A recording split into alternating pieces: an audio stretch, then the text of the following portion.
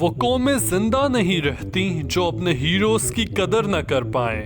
Abraham Lincoln کے کہے گئے یہ الفاظ پاکستانی گمنام ہیرو عبدالخالق پر ضرور پورے اترتے ہیں۔ عبدالخالق جس نے عالمی مقابلوں میں 63 گولڈ میڈلز حاصل کیے، عبدالخالق جسے جواہر لال نہرو نے فلائنگ برڈ آف ایشیا کا خطاب دیا، عبدالخالق جسے فیلڈ مارشل ایوب خان نے پرائڈ آف پرفارمنس سے بھی نوازا۔ آگے بڑھنے سے پہلے اگر ابھی تک آپ نے چینل کو سبسکرائب نہیں کیا تو سبسکرائب کر لیں اور ساتھ موجود بیل آئیکن کو دبا کر تمام ویڈیوز کے نوٹیفیکیشنز پر وقت حاصل کرتے رہیں۔ چکوال پاکستان کا وہ ضلع جس نے افواج پاکستان کو سب سے زیادہ افسر اور سپاہی فراہم کیے، صوبیدار عبدالخالق کا بھی تعلق چکوال ہی سے تھا۔ ایتھلیٹکس کی تاریخ کا یہ بے تاج بادشاہ چکوال ثقافت کے مشہور کھیل کبڈی کا ایک نامور کھلاڑی بھی تھا۔ ایک دن اسی کبڈی کے مقابلے کے دوران ہی اس وقت کے پاک آرمی سپورٹس بورڈ کے چیئرمین نے عبدالخالق سے متاثر ہو کر اسے پاک فوج میں بھرتی کر لیا۔ دوران تربیت یہ بات عیاں ہو گئی کہ دراصل عبدالخالق تو بہت تیز دوڑنے کی صلاحیت رکھتا ہے۔ اب عبدالخالق کو ملکی سطح پر مقابلوں میں آزمایا گیا، کوئی بھی ایتھلیٹ اس کے مقابلے کا نہ تھا۔ نیشنل گیمز میں گولڈ میڈل حاصل کرنے کے بعد انہیں 1954 میں فلپینز میں ہونے والے ایشین گیمز میں شمولیت کا موقع فراہم کیا گیا۔ فلائنگ برڈ اس مقابلے کے لیے پوری طرح تیار تھا۔ اس نے 100 میٹر ریس کا فاصلہ 10.6 سیکنڈ میں مکمل کر کے عالمی ریکارڈ قائم کر ڈالا۔ عبدالخالق سے پہلے یہ ریکارڈ بھارتی ایتھلیٹ لیوی پنٹو کے نام تھا، جس نے 100 میٹر ریس کا فاصلہ 10.8 سیکنڈ میں مکمل کیا تھا۔ اس بھارتی ایتھلیٹ کا ریکارڈ توڑنے پر پنڈت جواہر لال نہرو نے عبدالخالق کو ایشیا کا اڑتا ہوا پرندہ یا فلائنگ برڈ آف ایشیا کے خطاب سے نوازا۔ اس کامیابی پر ان کا نام دنیا کے اس وقت کے 7 بہترین ایتھلیٹس میں شامل کر لیا گیا۔ 1956 میں ہونے والے ٹوکیو اولمپکس کی 100 میٹر ریس میں فلائنگ برڈ عبدالخالق نے گولڈ میڈل جبکہ 200 میٹر ریس میں سلور میڈل جیتا۔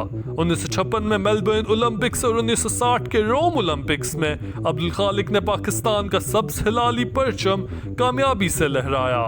یہ وہ دور تھا جب پاکستان کی کوئی عالمی پہچان نہ تھی۔ فن لینڈ میں ہونے والے مقابلوں میں کومنٹیٹرز نے جب عبدالخالق کے ٹریک سوٹ پر پاکستان لکھا دیکھا تو انہیں کامیابی پر ویل ڈن مسٹر پاکستان کہہ کر پکارا۔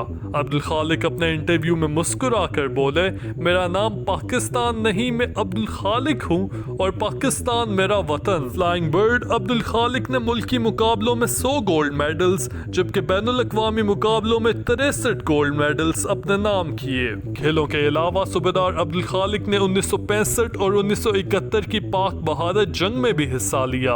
ان کا تعلق آرٹلری کی 8 میڈیم ریجیمنٹ سے تھا۔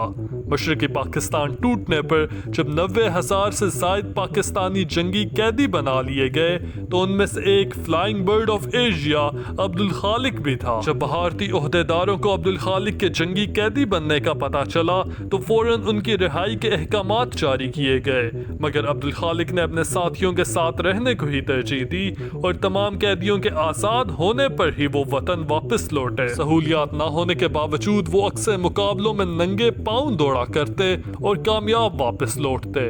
ریٹائرمنٹ کے بعد وہ کوچنگ کی خدمات سر انجام دیتے رہے اور آخر 10 مارچ 1988 کو راولپنڈی میں اپنے خالق حقیقی سے جا ملے۔ افسوس کی بات تو یہ کہ شاید ہم نے عبدالخالق اور ان کی خدمات کو بھلا دیا۔